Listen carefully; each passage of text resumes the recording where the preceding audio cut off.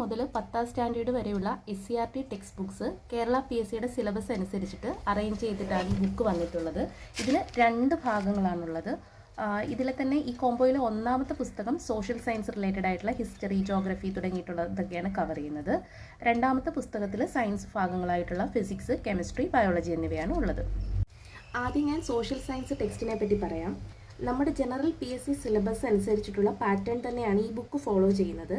ഉദാഹരണത്തിന് പറയുകയാണെങ്കിൽ ഇപ്പം നമ്മുടെ ഇന്ത്യൻ ഹിസ്റ്ററി എന്ന സിലബസ് പോയിന്റ് എടുക്കുകയാണെങ്കിൽ അതിൽ സബ് ടോപ്പിക്സ് ആയിട്ടുള്ള ബ്രിട്ടീഷ് ആധിപത്യം, ഒന്നാം സ്വാതന്ത്ര്യ സമരം, INC തുടങ്ങിയവയാണ് ആദ്യം വരുന്നത് ഈ ടെക്സ്റ്റിൽ.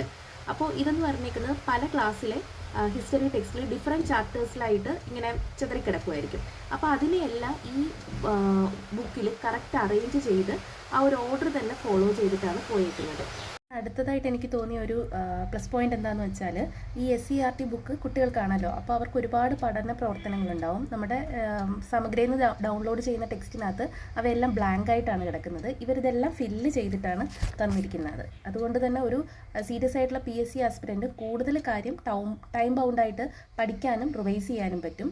പിന്നെ ഏറ്റവും ജെന്യുവനായിട്ട് എനിക്ക് തോന്നിയ ഒരു കാര്യമാണ്, സാധാരണ റാങ്ക് ഫയൽ എടുക്കുമ്പോൾ ഒരുപാട് അക്ഷരത്തെറ്റും ഫോൺ മിസ്സിങ്ങും ഒക്കെ കാണാറുണ്ട്. അപ്പോൾ ഇതെനിക്ക് ബുക്ക് കിട്ടിയിട്ട് 2 ദിവസമേ ആയുള്ളൂ. അറ്റ് എ ഗ്ലാൻസ് നോക്കിയിട്ട് എനിക്ക് വലിയ അക്ഷരത്തെറ്റുകളൊന്നും കണ്ടെത്താൻ പറ്റിയില്ല. ഓഫ് കോഴ്സ് കാണുമായിരിക്കും, പക്ഷേ എനിക്ക് എൻ്റെ ശ്രദ്ധയിൽ പെട്ടിട്ടില്ല ഇതുവരെയും.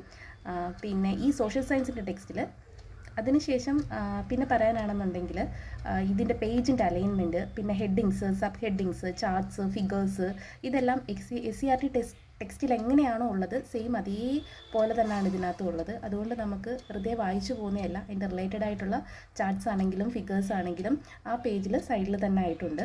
അപ്പോൾ അത് കുറച്ചും കൂടി ഹെൽപ്ഫുൾ ആയിട്ട് എനിക്ക് തോന്നുന്നു.